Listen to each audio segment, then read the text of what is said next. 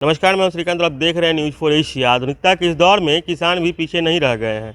वे अपने खेतों के लिए नित्य नए रासायनिक खादों का उपयोग कर पैदावार बढ़ाने की कोशिश करते हैं। इसका खामियाजा उन्हें यह भी मिलता है कि लगातार उर्वरक का प्रयोग करने से जहां महंगी खादों का सहारा लेना पड़ता है, इसके प्रयोग नहीं करने से उनके खेतों की पैदावार कम होने लगती है। ऐसे में कोसी के किसानों ने एक अनोखे जैविक खाद बायोचार का निर्माण कर न केवल अपने खेतों के उपज बढ़ा रहे हैं, बल्कि अपने स्वास्थ्य के साथ साथ अपने ज़मीन को भी स्वस्थ रखने में कामयाब हो पा रहे हैं। यह तस्वीर बसंतपुर और राघोपुर प्रखंड इलाके की है, जो सुपौल जिला में पड़ता है, जहां किसान खुद बायोचार बनाकर अपने खेतों में इसका उपयोग करते हैं। दरअसल बायोचार बायो फर्टिलाइजर और चारकोल यानी कोयले के सम्मिश्रण से तैयार होता है। इसको बनाने के लिए किसान सबसे पहले लकड़ी, धान के भूसे, पुआल वगैरह से कोयले तैयार करते हैं। फिर कोयले में मात्रा अनुसार वर्मी कंपोस्ट को मिलाते हैं और उच्च गुणवत्ता के लिए इसमें किसान खुद से निर्माण कर डिकम्पोसर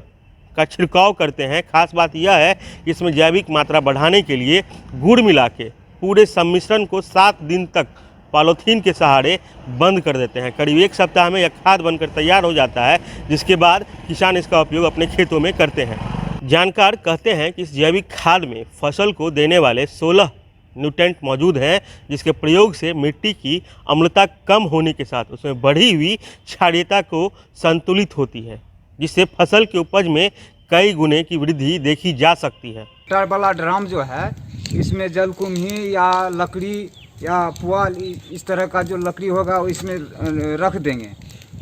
इसको बड़ा वाला ड्राम में ऐसे करके देंगे, ऐसे करके दिए और इसमें चारों तरफ से लकड़ी दे देंगे और इसमें आग लगा देंगे। अगर चारों तरफ से लकड़ी अगर जलेगा तो अपने आप वो धुआं से और गैस से वो पक करके राख हो जाएगा, कोयला बन जाएगा। बायोचार एक ऐसी चीज़ है जिससे कि हम अपने जितने भी अवशिष्ट पदार्थ हमारे घर के आसपास या खेतों में होता है, उसको जमा करके और उसको एक अच्छे वातावरण में उसको जलाकर तैयार किया जाता है। और ये एक पूरी की पूरी पुरानी पारंपरिक विधि थी, जो कि हमारे किसान पहले खेती में जो है पहले भी इसका इस्तेमाल करते थे और वो समाप्त हो गया है। तो अभी वैज्ञानिक तरीके से हमने यहाँ जो हमारे बुजुर्ग स्वयं सहायता समूह के सदस्य हैं, उनको इसको बनाना और इसका इस्तेमाल करने का तरीका बताया है, ताकि वो पारंपरिक खेती के तरफ लौट पाएँ, जैविक खेती के तरफ लौट पाएँ।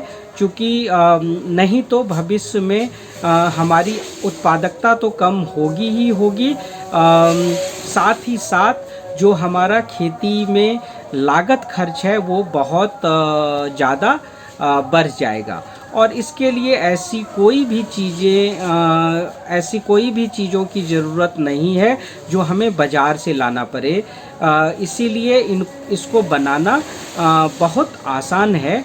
और अगर इसका इस्तेमाल किसान अपने खेतों में करते हैं तो जो खेती के लिए, ज़मीन की उर्वरा शक्ति के लिए जितने भी तरीके का न्यूट्रिएंट्स ज़मीन को चाहिए होगा, फसल को चाहिए होगा, वो लगभग सभी न्यूट्रिएंट्स इसमें उपलब्ध होते हैं।